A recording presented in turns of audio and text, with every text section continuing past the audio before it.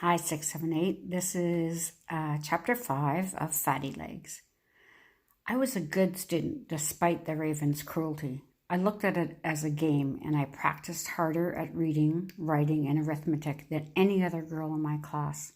Not only did I enjoy proving my teacher wrong, but I figured I had to learn as much as I could that year because I planned to leave on the North Star with my parents the next summer and never return. While my schoolmates played cards and made dolls during the recreation time, I chose to read. I started with the simple readers we were given, tracing my finger over the words again and again, trying to sound them out and decipher what they meant. But by spring, I was reading books like the ones that Rosie had. I bided my time and I waited to escape the raven. When the first boats began to appear, I could hardly believe the time had come. It would not be long before my parents arrived. However, on one of the boats was a letter from my father. The North Star, along with other schooners, had not made it home to Banks Island the summer before. They had been stranded on a smaller island by an early freeze. The hunting and trapping had not been as successful there, and the entire group had decided to do their trading in Tuktoyaktuk instead of coming all the way to Aklavik, for fear of being caught by the ice again. I was devastated. This could not be happening. By now I could read, and I knew many times tables as well as Catherine, and I was ready to go home. It was time, and my parents were not going to come for me. Not sure if they would ever come for me. I cried until the letter was so soaked with tears it tore in my hands. That night I had a nightmare. I dreamed I was locked beneath the raven's habit with many other children. She cackled and laughed as we tried to break free. There you can see the pictures of the children's underneath. She cackled and laughed as we tried to break free, straining against the weight, knowing that we would never see our parents again. Outside, men competed in athletics and women gossiped, and everyone sang and danced and shared the stories of our ancestors, while I delivered meals to the sick patients in the hospital. It did not take me long to discover that being a nurse was not the glamorous job I had imagined. I would have given anything to be with my people, eating dry meat and muktuk, delicious tiny cubes of whale blubber and skin. If I could not go home or even to the games, the least the nuns could do was continue to teach me, but of course they did not. While I was not the only child who did not go home that summer, I was lonely without Agnes. She was able to return home to her family as they were now living in Tuktoyaktuk, but the nuns did their very best not to return any of us. Keeping us at the school was an easy way to ensure that we would return each fall, which was important to them. It wasn't just the chores. They were paid by the government per student, and plucking us from our homes and keeping us in their nests was a money-making business. My summer schedule provided little time even for reading, and I was happy to have regular classes begin again in the fall. The Raven was nearly bearable in comparison with the long hours of chores and hospital work. But when the wind turned cold again in October, the whole of the north seemed to come down with a sickness called smallpox, and the hospital filled to capacity. Our classes were halted once again, just weeks after they'd resumed. Into November, as hours of darkness lengthened day by day, we worked around the clock with the nuns and the men who were hired to do the chores that we children could not do. We were instructed to call these men brothers, but they were far from being family. I was pretty sure that some did not even believe in God. I was no stranger to hard work. Life in the north required it, but I really disliked working in the hospital. The trappers were ill-tempered, and the sick women cried for their babies. Caring for them required so much of us that I longed for the return of the midnight sun, to light the pages of my book, because I could only find a moment's peace to read very late in the evening.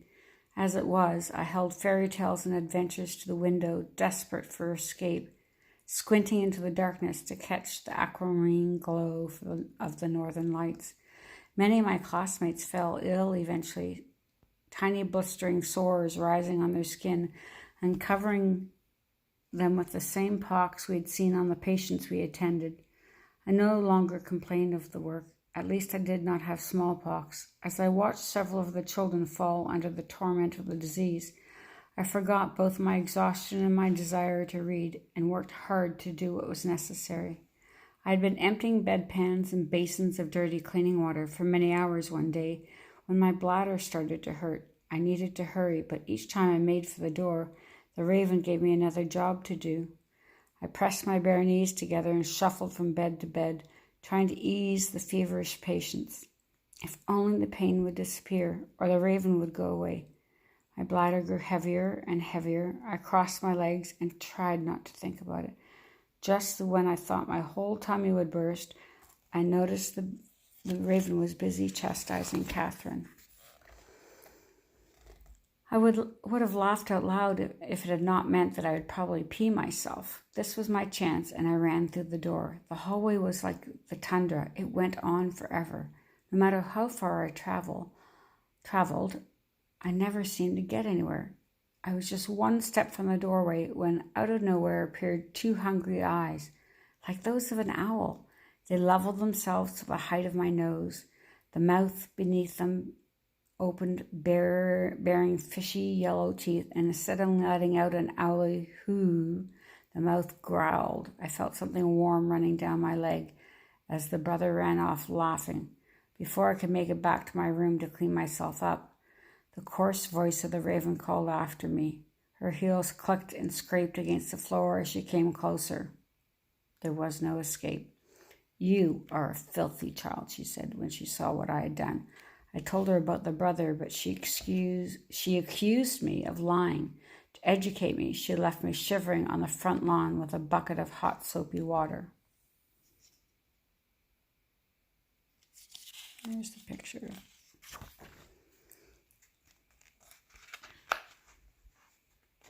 I didn't need to look up to know that the other girls would be looking through the windows and laughing while I washed out my canvas bloomers. As people became well again in late November, classes resumed. By then I'd read Alice's Adventures in Wonderland 4 times. Rosie had been telling the truth. Alice had not been hunting that rabbit at all. I could have brought its pelt back from my father.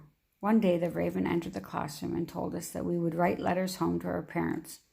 I could hardly restrain myself in my seat. Not only did I long to make my father proud by telling him all that I had learned and about all of the books I'd read, but I wanted to ask him to come for me the next summer when the next time the sun returned to melt the ice.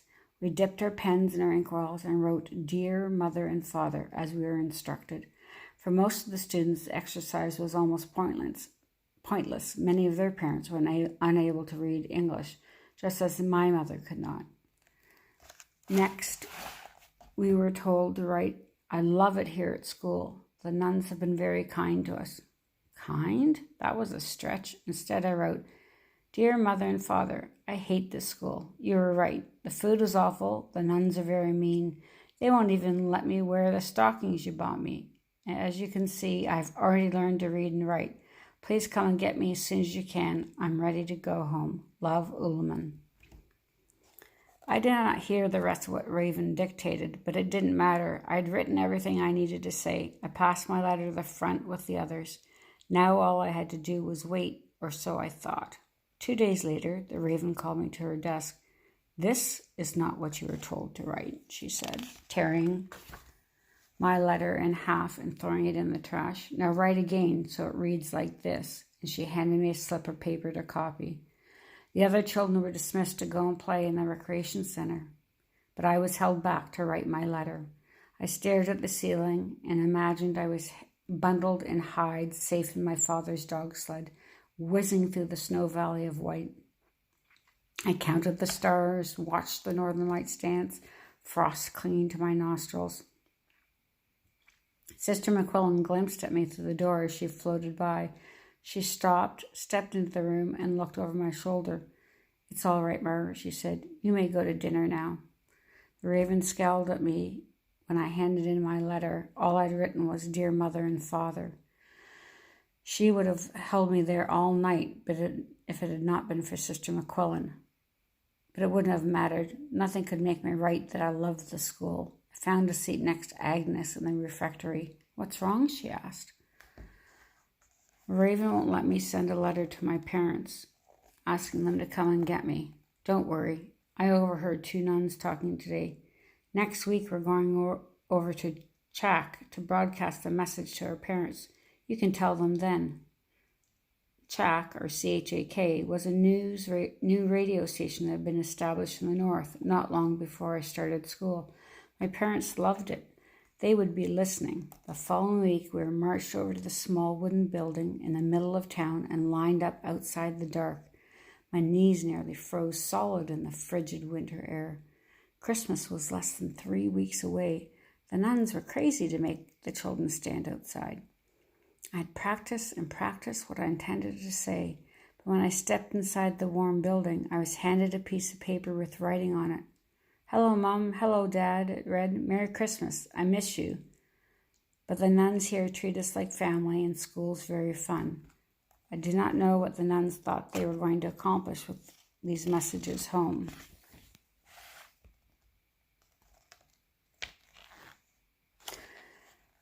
The false praise of the school would be lost on the many non-English speaking parents, and if you do not say what you're told to, we will cut the transmission, the Raven informed me. Is that clear? I should have known. Why would this message be any different? I stood in front of the microphone. "Mother, Father, get me out of here, please. Take me home. I'm freezing, and my teacher is wicked and mean," I thought. But I said nothing, not one word. I never stopped talking at home. My silence would surely tell them that something was wrong. That's the end of chapter 5 of Fatty Legs.